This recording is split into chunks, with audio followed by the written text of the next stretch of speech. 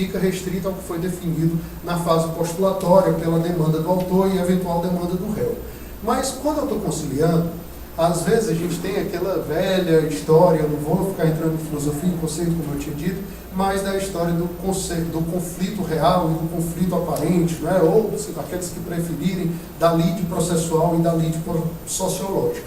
Então, quando você pega a lide processual, começa a desenvolver, começa a avançar em aspectos periféricos, tentando abranger a lide sociológica, você às vezes se depara com uma determinada questão que é imprescindível a solução dela para a solução daquilo que foi colocado, que envolve um terceiro ponto. Vou citar um exemplo, talvez o exemplo mais cotidiano.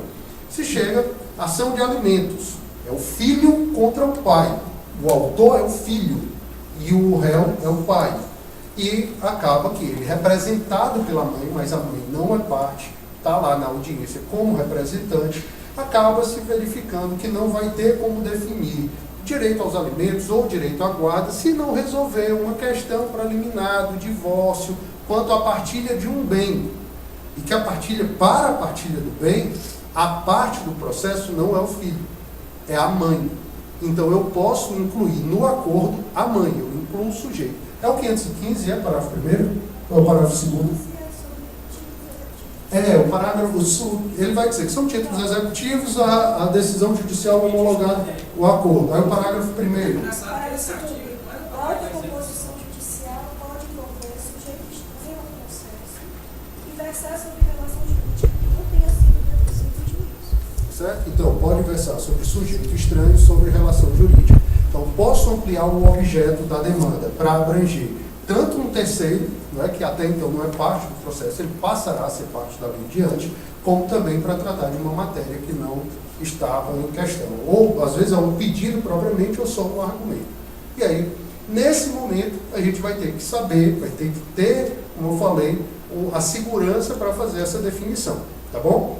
E aí, pessoal, eu não vou ficar tratando especificamente de conceito, mas só para evitar que achem que é uma posição exclusiva minha, né, reacionária quanto a essa definição, eu coloco aqui, em primeiro lugar, o Gilmar Mendes, o Inocêncio Mártires e o Paulo Gustavo Bonet. Vocês pegam aí a doutrina, talvez um dos livros de direito constitucional hoje mais aceitos, pelo menos a nível de graduação, em que ele faz aí toda essa discussão sobre que o conceito de indisponibilidade não é tão amplo. Então ele vai dizer, olha, somente seriam indisponíveis, não qualquer direito relacionado a direito fundamental, mas só aqueles que visam resguardar a própria vida biológica, não somente situações extremas, e não qualquer relação a esse respeito. Da mesma forma, depois eu vou deixar o material disponível, quem quiser pegar, tá certo? Da mesma forma, a gente... duas citações... tá aqui. Da mesma forma, o Virgílio Afonso da Silva, outro renomado constitucionalista, vem e faz aí uma observação a nível mais geral, dizendo o seguinte, olha, se a ideia é preservar direitos fundamentais, e um dos pilares dos direitos fundamentais é a liberdade, nada mais reconhece e exerce a liberdade do que deixar a parte decidir sobre os seus direitos. A verdade é que, embora a gente continue em um ambiente de conceito jurídico indeterminado, tem se aberto cada vez mais a definição de objeto dessas audiências, objeto das transações. Professor, doutrina, né? Doutrina sempre tem para um lado e para o outro, tudo bem. Eu deixei aqui para lembrar vocês só agora que mudou a lei também, não o CPC. Mas logo em seguida ao CPC, veio a lei de mediação e que nos trouxe um conceito que até era só da doutrina, até então era só da doutrina, de dizer que nessas sessões nós poderemos tratar de direitos disponíveis e do que ele chamou de direitos indisponíveis que admitam transação. Então nós teríamos aí como se fosse uma subespécie do direito indisponível. Nós teríamos direitos indisponíveis que não admitem transação e direitos disponíveis que admitem transação. E aí, pessoal, também não vou conseguir exaurir esse tema e trazer para vocês um leque de questões, mas só para lembrar de algumas matérias que se enquadrariam nessa situação, nós podemos aí A ideia de cessão de direito de imagem, o direito de imagem é um direito fundamental. O valor dos alimentos, né, ou então a própria renúncia, não ao direito de receber, mas a renúncia naquele momento, em função da situação do alimentante, do alimentado, de alguma forma equilibrada. Direitos trabalhistas e previdenciários, que são direitos sociais, você tem a possibilidade de transação a respeito deles. E aí, só para exemplificar um outro caso, já julgado pelo STJ, como regular, a negociação sobre disposição de tecidos, órgãos, partes do corpo, não é, para transplante. Nada disso é excluído da audiência simplesmente por ser um direito indisponível. Então, fica aí, mas não é tão simples, né? Não vamos imaginar que essa questão seja das mais simples. Em primeiro lugar, o artigo aqui fala, né, que não admitam transação. Eu, particularmente, não gosto desse termo. O Código do Processo Civil ele foi muito bom, e onde tinha transação no Código passado, ele usou composição. Porque nós temos, aí é um grande estímulo da mediação, ter a utilização de técnicas que tragam benefícios mútuos, né? Aquele livro lá do William Ury, né, que traz como chegar ao sim, e às vezes as pessoas esquecem do subtítulo, que é o mais importante, né? Sem concessões, que ele trata de possibilidade de acordo em que ninguém sai de nada. Você procura criar alternativas novas para que as partes, sem ceder ao que elas inicialmente queriam, consigam atingir o objetivo. E é isso, talvez, aí o grande sucesso de uma mediação, é quando você consegue um acordo sem concessões, né, onde você tem um ganha-ganha, ambas as partes saiam ganhando. Quando você traz para a palavra transação, você acaba remetendo ao tipo de contrato regido no Código Civil, em que há necessariamente concessões mútuas. Então, só para lembrar que eu vou admitir que não há nenhuma necessidade de concessão mútua, de ambos abrirem mão, né? Você pode ter aí uma negociação independente de renúncia à parte de direito. E uma outra questão eu tinha colocado... Deixa eu falar, eu esqueci agora. Eu tinha um ponto que eu queria falar, fui falar disso aqui e mudei a atenção. Mas bora lá, bora avançar. Essa água é tua, Maria? Não, é minha? Obrigado. Vamos lá. Outra questão que a gente tem que lembrar, acabamos de ver aí o artigo 515, é que esses termos de acordo, eles serão títulos executivos, judiciais, se homologados pelo juiz, né? Então, vocês estão trabalhando com aquilo que o título executivo vai ter por objeto, que é uma eventual obrigação. Eu sei que nem todo acordo vai necessariamente gerar em um direito de natureza prestacional, né, que gera um dever para uma parte e o direito para o outro. Mas quando isso acontecer, nós temos que lembrar que o conteúdo daquele acordo que foi feito, daquela obrigação assumida por uma ou por ambas as partes, ela vai ter que ser certa, líquida e exigível. Porque o título executivo, como documento, ele pode estar todo ok. Mas se o conteúdo do título não estiver, se a natureza da constituição da obrigação não atender a todos esses requisitos, nós vamos ter um problema. Então, na hora de redigir esse termo de acordo, nós temos que sempre estar com isso na cabeça, de lembrar que essa obrigação tem que ser certa, líquida e exigível. Como eu falei, nós podemos ter acordo, né? Peguei aqui um outro exemplo lá de um termo de acordo do Sejusc, em que você não tem uma obrigação.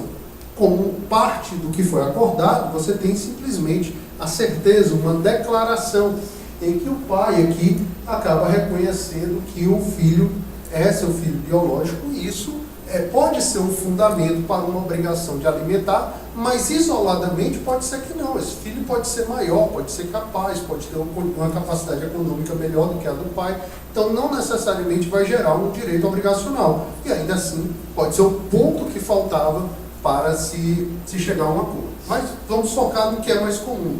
99% dos processos acabam tendo como base aí o pedido de um pagamento de alguma coisa, obrigação de fazer, não fazer, entregar coisa, ou como é mais comum, de pagar quantia. Em primeiro lugar, a obrigação tem que ser certa. O que é a obrigação ser certa? É a definição de todos os elementos dessa obrigação.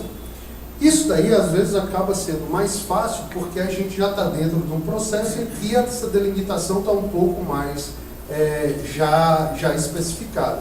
Mas eu tenho que saber quem são os sujeitos, né? Quem deve e a quem é devido. Muito cuidado nas obrigações bilaterais, quando uma parte assume uma obrigação em função da outra assumir uma obrigação diversa. Então, nós temos que definir essa certeza, esses elementos da obrigação para cada uma das obrigações firmadas. Qual é o objeto, a descrição do objeto, o sujeito, né, normalmente já está ali no processo, fica mais fácil. Qual é a natureza do objeto, qual é a forma de cumprimento dessa obrigação. Às vezes era uma obrigação de pagar a quantia, mas que a parte recebeu a entrega, admitiu como pagamento a entrega de uma coisa, então isso pode ser aceito, tem que ser definido, a natureza da prestação e por aí vai. Então, logicamente esse é o essencial, mas às vezes algumas matérias mais complexas vão exigir obrigações secundárias, obrigações derivadas, e tudo isso tem que ficar bem dito. A obrigação ela tem que ser líquida. Líquida é a definição de todos os elementos, tanto do principal como de questões secundárias. O código, ele utiliza por diversas vezes na redação, desde do artigo que trata da sentença, até os artigos que vão falar das memórias de cálculos, das execuções, eles acabam indicando como obrigação líquida, uma espécie de definição que você extrai de uma interpretação sistemática do código, quando você define o valor principal, juros, índice de correção, termo inicial de um e de outro, se houver capitalização de juros, se existe desconto obrigatório, por exemplo, pagar um INSS, alguma coisa. Isso daqui tem que constar. Então, às vezes, a pessoa vai, faz um acordo e tal, lembra, paga o principal, está aqui. Resolvido o problema. Não é assim. Se ela não pagar, e se o pagamento for parcelado, não é? Como é que vai incidir juros, correção monetária, qual é a taxa, qual é o índice? A gente tem que ter essa atenção para não fechar o principal. Ficou a dúvida, meu amigo, vai dar problema lá na frente.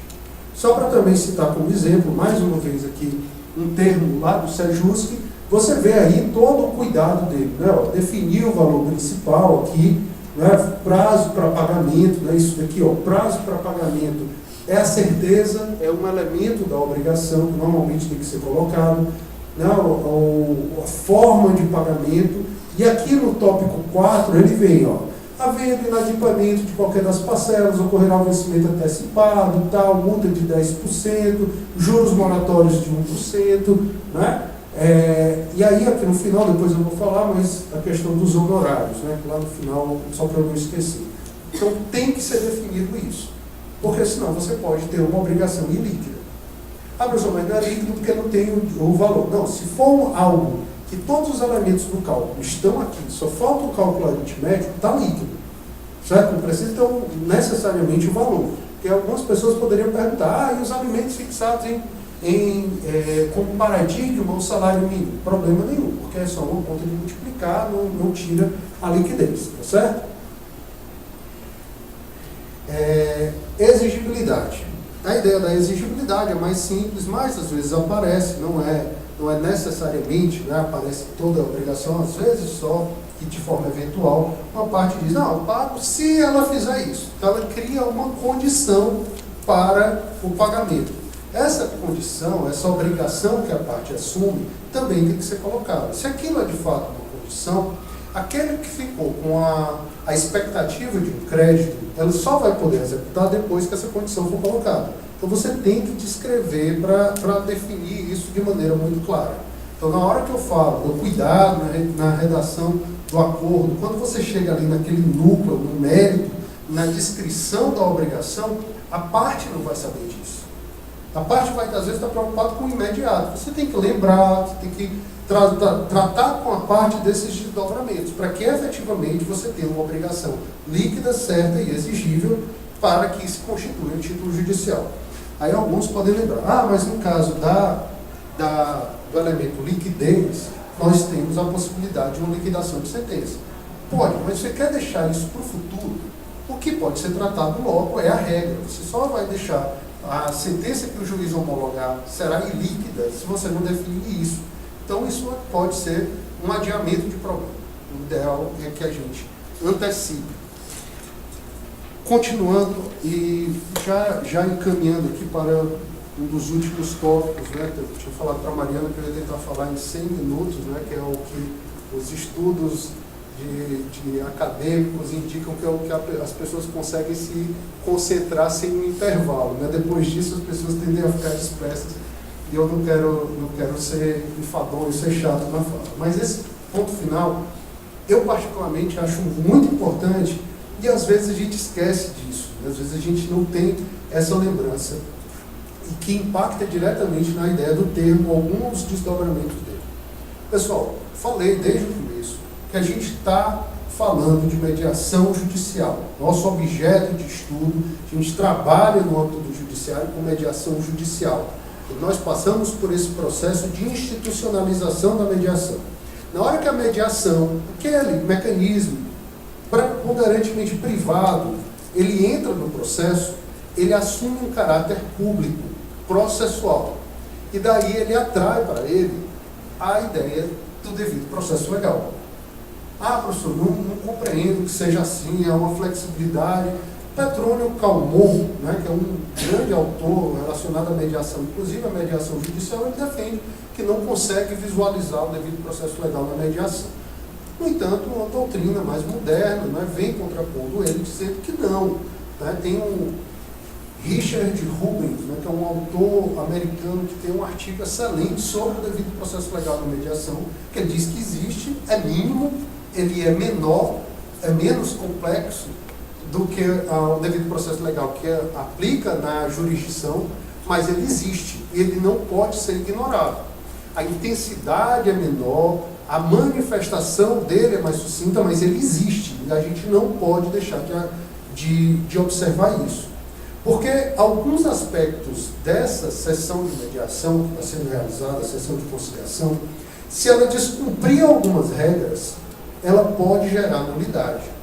E é muito comum, embora tenham ferramentas para amenizar, para evitar isso, que uma parte faça um acordo, manifestou a vontade, apertou a mão, né, mandou para o juiz homologar, tranquilo, chega em casa, reflete, pensa melhor, as tais das redes sociais, né, não as dos celulares, né, mas começa a falar com o irmão, com o primo, né, sempre tem aquele chato que vai dizer, se eu tivesse lá, eu não tinha aceitado esse acordo, né, aí vai dar corda. Então, às vezes, o cara muda de ideia, mas ele firmou um acordo, criou uma expectativa na outra parte, naquele momento, se tudo tivesse sido feito da maneira correta, ele expressou a vontade legítima naquele momento, então ele assumiu a responsabilidade. Se ele deixar um vício plantado lá, ele pode transformar aquilo que seria algo para facilitar a solução, um problema maior. Porque você vai ter que primeiro anular o acordo, para depois retornar para o juiz decidir em substituição da vontade das partes. Então a gente tem que ter essa cautela. E alguns advogados, eu participei de um encontro em que vários advogados estavam reclamando porque estavam requerendo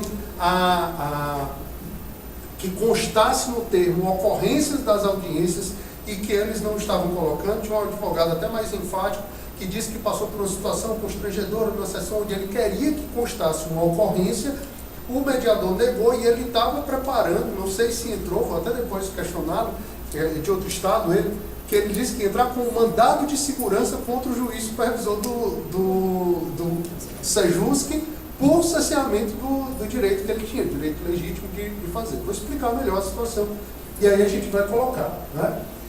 Então, pessoal, eu acho que ela está assim manifestada, né, o devido processo legal. Agora a gente fica pensando, como? Né, em que termos?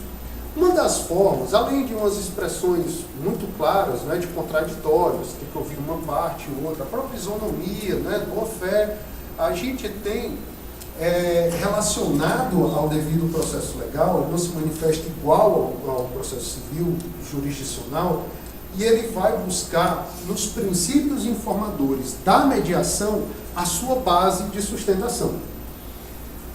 Eu sei, né, que não existe uma lista definitiva sobre quais são os princípios da mediação.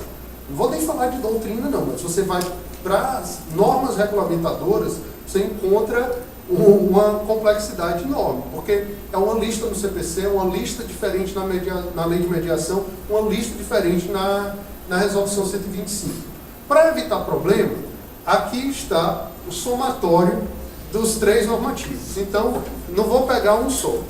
Pegando as 3 normas, elas indicam juntas 14 princípios. Não é? Vocês vão ver que alguns desses princípios que informam a mediação, eles são muito mais orientadores de técnicas, de forma de atuação. Você pega aqui, por exemplo, o empoderamento, não é? Ele não vai se relacionar diretamente porque não é uma finalidade, ele está ali orientando o mediador a estimular a capacidade da parte, assumir a responsabilidade pela decisão, de construir aquela relação e a responsabilidade por suas relações jurídicas, beleza, certo? Mas o que a doutrina tem feito, e eu tenho visto assim de maneira muito boa, é uma evolução nesse processo de institucionalização da mediação, é relacionar esses princípios que estão negritados ao devido processo legal. Ou colocando de outra forma para que se compreenda melhor. A violação desses princípios negritados, eles podem, de forma eventual, não é uma relação necessária, porque toda nulidade de ato processual pressupõe a existência de um prejuízo, né? Aquele princípio do quasi nullité sans grief. Então aqui não é simplesmente violou, mas pode gerar a uma nulidade.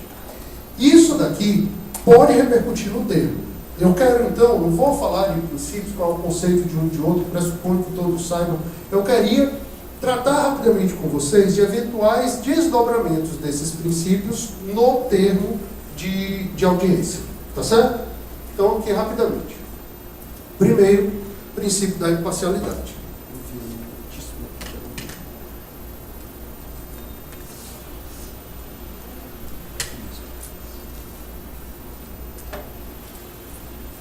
Vamos aqui. Primeiro princípio, o princípio da imparcialidade. Né? No princípio da imparcialidade, mais uma vez, não é na mesma intensidade. O Código expressamente diz que aplicam-se as hipóteses de impedimento, de suspensão aos auxiliares da Justiça. Entre os auxiliares da Justiça, lá no artigo 149, está dito que um deles é exatamente o mediador e o conciliador. Então, se você se enquadra em qualquer das hipóteses de impedimento de suspensão, amigo íntimo da parte, já tratou do processo, já foi advogado da parte, inimigo capital, irmão, não é parente até o 3º grau, você está impedido de ser mediador. Então você vai lá, se deparou com aquela pessoa, né, entrou na sala, aquele seu desafeto, cabe ao mediador, ao conciliador, procurar o supervisor do núcleo, não, o coordenador do SEJUS, e pedir que seja designado um outro conciliador, um outro mediador, para evitar isso. O advogado, o que pode acontecer? Né? Isso aconteceu comigo, ainda no curso de formação, e foi uma situação que eu atentei e fiz constar para evitar o problema. Eu mesmo pedi para constar. Um dos advogados tinha sido meu aluno na Unifor. Né? E aí chegou o professor logo na entrada da sessão, né? Ô professor, quando eu olhei para outra parte, como assim, né? Aí já cria aquela suspeita. Quando eu fico na abertura da sessão, né,